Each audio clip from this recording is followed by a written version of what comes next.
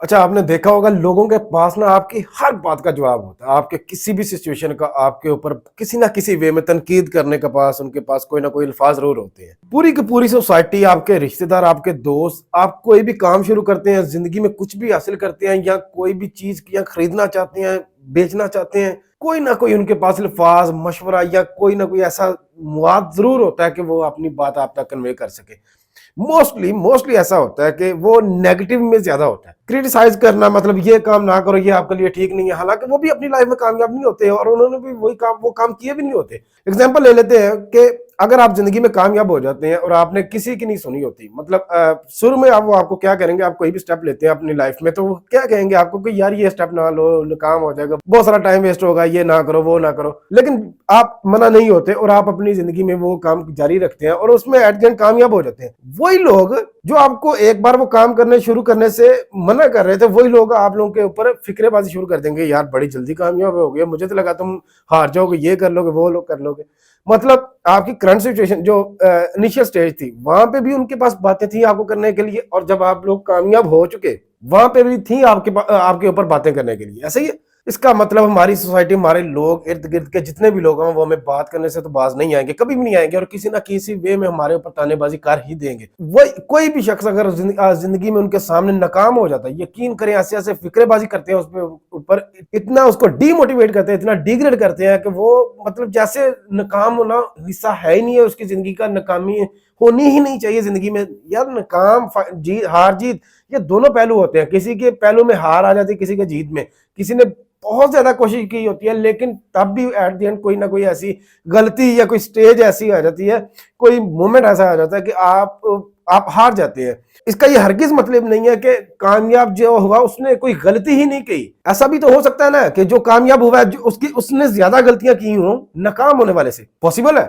Society की example इस तरह ले लेते हैं कि एक बंदा था, उसने फुल बॉडी शॉडी बनाई, जैसे कह लें कि रोनी कोलमैन की तरह या आर्नल्ड की तरह फुल बॉडी शॉडी बनाई, तो दूसरा बंदा जिसने तनकीद ही करनी थी उसने कहा कि भाई जितनी मर्जी बॉडी बना लो, गोली के आगे कुछ भी नहीं है। गोली के आगे तुम एक गोली की मारो, पिस्टल की गोली, मतलब गन शूट की मारो। बस सिर्फ बात को समझे कि सोसाइटी करती क्या है हमारे साथ। मतलब सोसाइटी किसी भी हाल में आपसे खुश नहीं है। इसके ट्रैप से आपने निकलना है, इसकी बातों से निकलना है। आपने वही करना जो आपकी जिंदगी में आपके लिए जरूरी है। आप समझते हो लोगों को इंप्रेस करने के लिए नहीं। आप बहुत ज्यादा खुश हो ना, तब भी आपके ऊपर तनकीद करेगी। आपको ऊपर गम है या कोई सिचुएशन ऐसी आ गई है, नाकाम हो गए हो, डाउन आ गए हो जिंदगी में, तब भी आपके ऊपर तनकीद करेगी। आपने किसी को नाराज कर दिया या छोटी सी बात पे वो आपकी सारी, आपकी कह लें कि बाकी चीजें, आपकी खूबियां भूल जाएगी, लेकिन वो मोमेंट याद रखेगी सिर्फ आपको क्रिटिसाइज करने के लिए, आपको बातें सुनाने के लिए। तो क्यों ना इस ट्रैप से जान ही छुड़ा ली जाए, इनकी बातों को कह लेंगे तवज्जो ही ना दी जाए और टोटली फोकस जो अपनी जिंदगी पे किया जाए।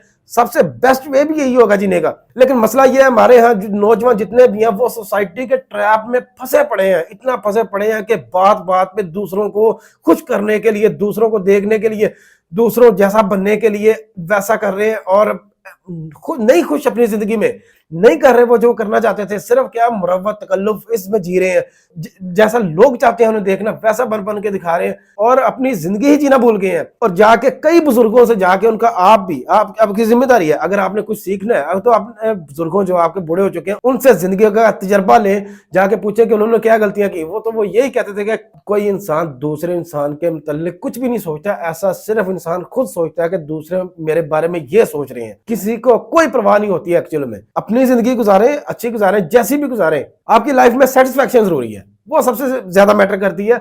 आप सारों लोगों को खुश करके आप एंड पे सेटिस्फाई नहीं है तो आपने गुजारा क्या फिर लाइफ में, किया क्या लाइफ में। ये मेरी लाइफ में जिंदा वाकया है कि मैं एक जनाजा पढ़ने गया था और दफनाने का टाइम था।